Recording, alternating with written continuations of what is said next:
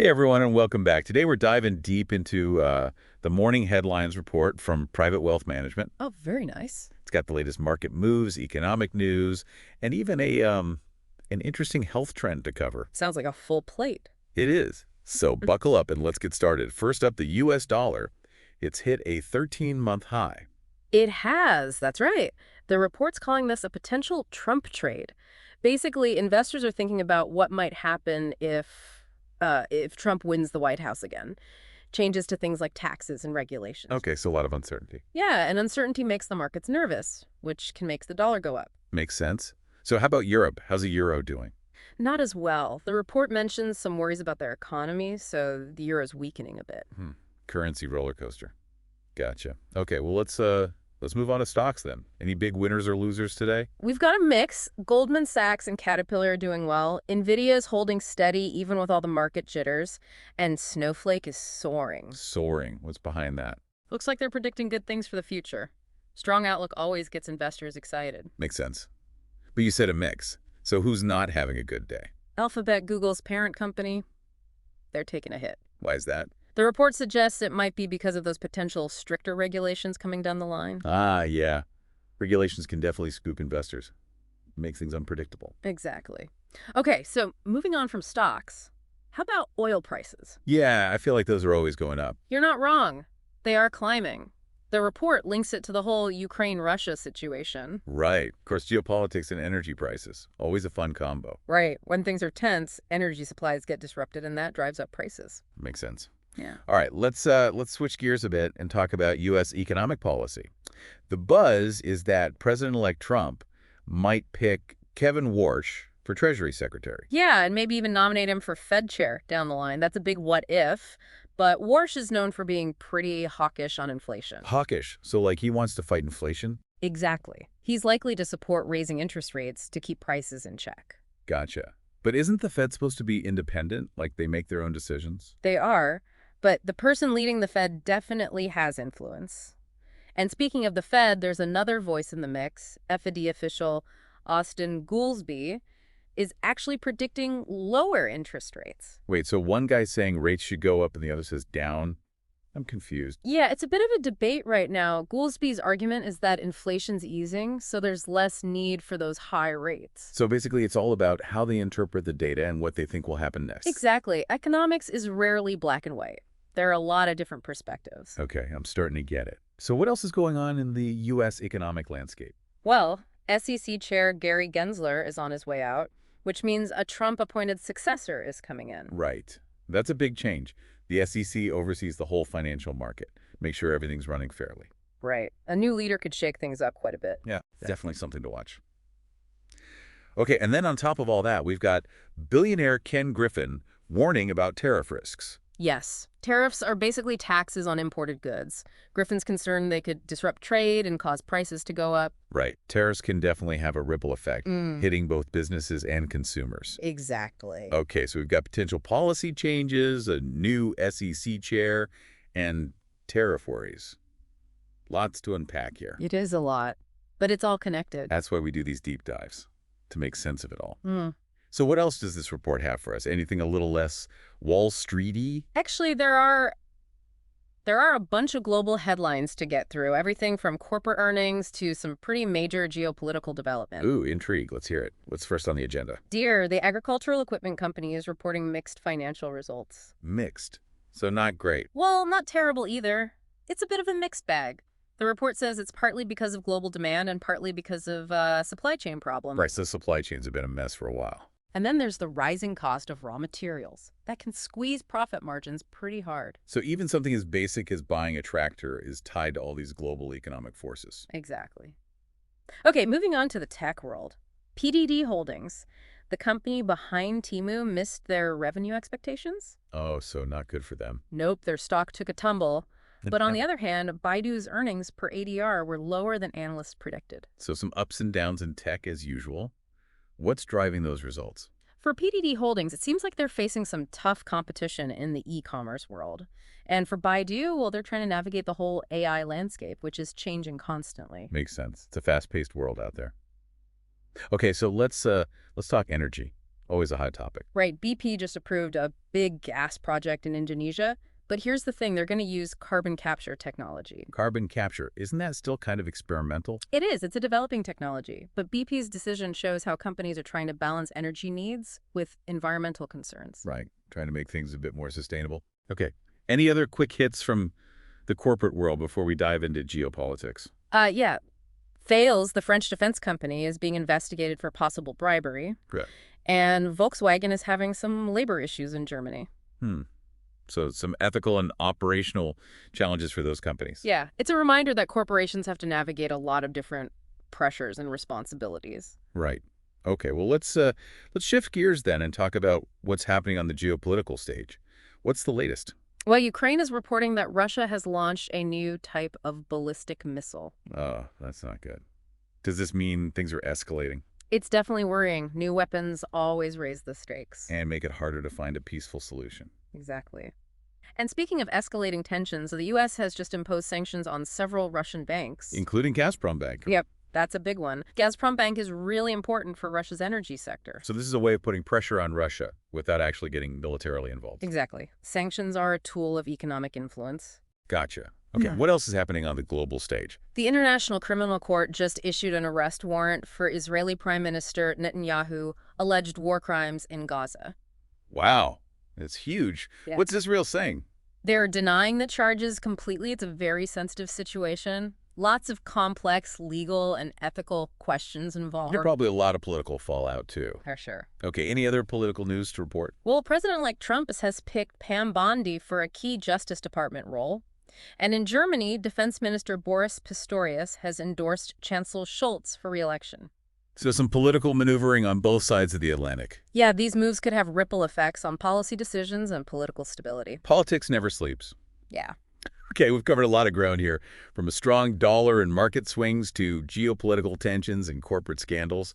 Whew! It's a lot to keep track of. But before we wrap up part one, there's one more thing we need to talk about, and it's a bit out there. Oh. It's about this health trend that's been popping up online. Mouth taping.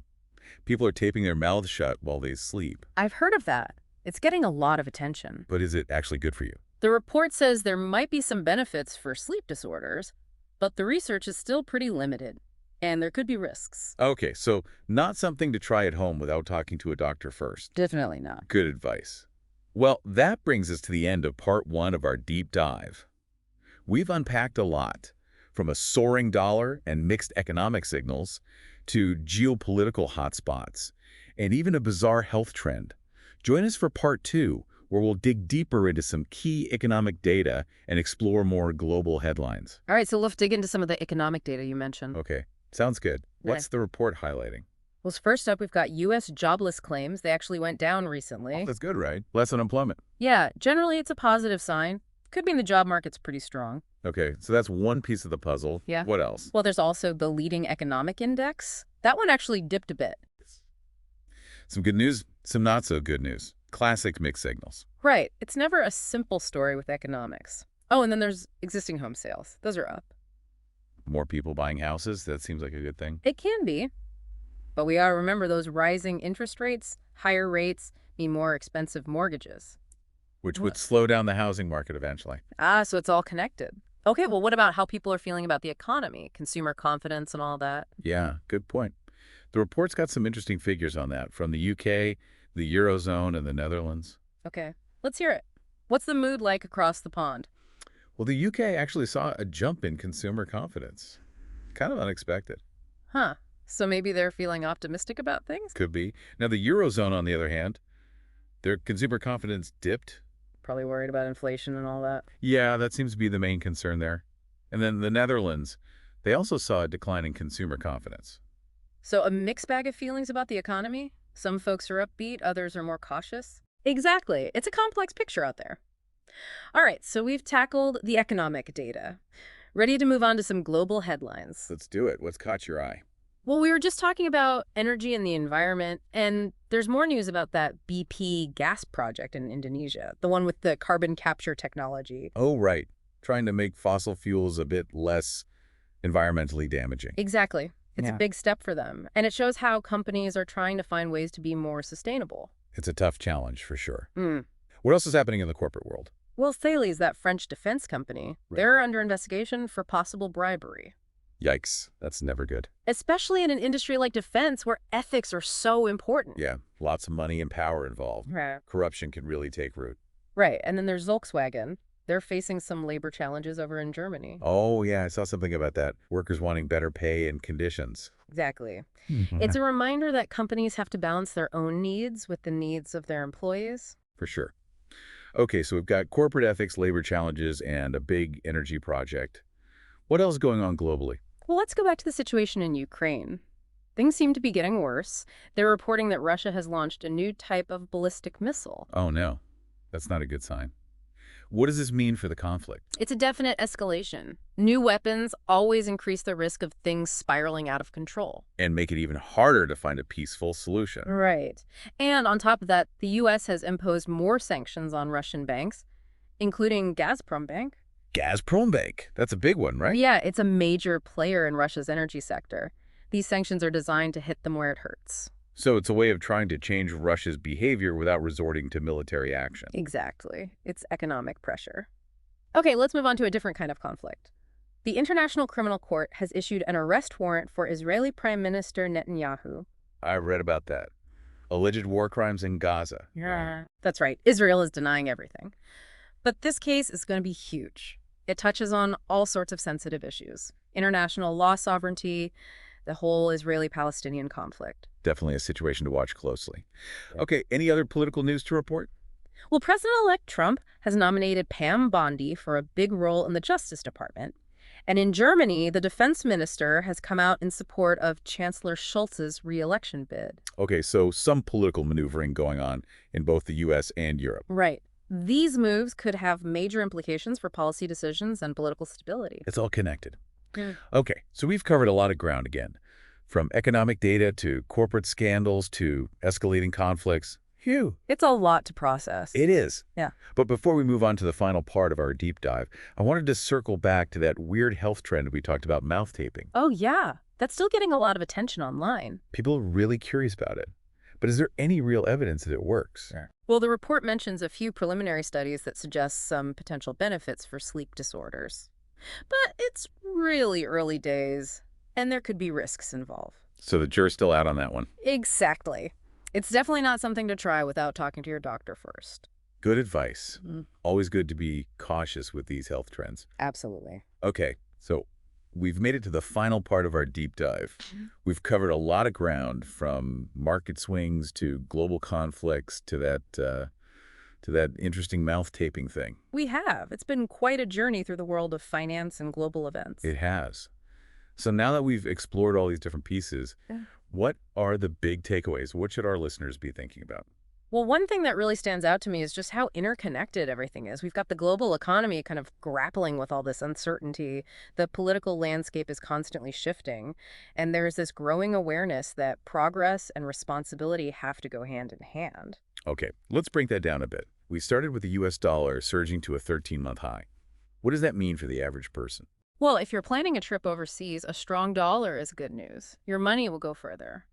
But it's not just about vacations. It can also impact investments, especially if you're invested in companies outside the U.S. Right, because the value of the dollar affects how much those investments are worth. Exactly. And it also affects trade.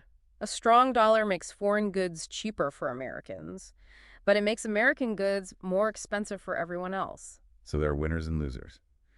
Okay, well, let's talk about the economic outlook. We've seen some positive signs and some negative signs. What's your overall take on things? It's tough to say for sure. Economics is a bit like predicting the weather. There are so many factors involved, but I think the key is to look for trends and patterns, not just focus on one or two data points. So don't panic if the market dips one day or if there's a negative headline. Exactly. Look at the bigger picture. Don't get caught up in the short-term noise. That's good advice. Okay, let's shift gears to geopolitics. Things seem pretty tense out there. We've got the conflict in Ukraine, escalating sanctions flying around, and the International Criminal Court stepping into the fray. What's your take on all this? Well, I think it shows that we live in a very interconnected world. What happens in one part of the world can have ripple effects everywhere. And the ICC's actions, while definitely controversial, demonstrate that international law is becoming more and more important. It's a reminder that we're all connected. Okay, and before we wrap up, I wanted to circle back to that mouth taping thing. Any final thoughts on that? Well, it's a great example of how social media can spread information, both good and bad. There might be some potential benefits to mouth taping, but the research is still very limited. And there are definitely risks. So the takeaway is don't believe everything you read online. Yeah. And always talk to your doctor before trying something new. Exactly. Be critical, be Yeah. skeptical, and be safe. Good advice. Well, folks, that brings us to the end of our deep dive. We've explored a lot of complex topics, but hopefully you're leaving feeling more informed and more empowered. We've analyzed trends, examined patterns, and hopefully sparked some interesting conversations along the way. And most importantly, we hope you'll continue to explore these topics and engage with the world around you. Thanks for joining us, and we'll see you next time.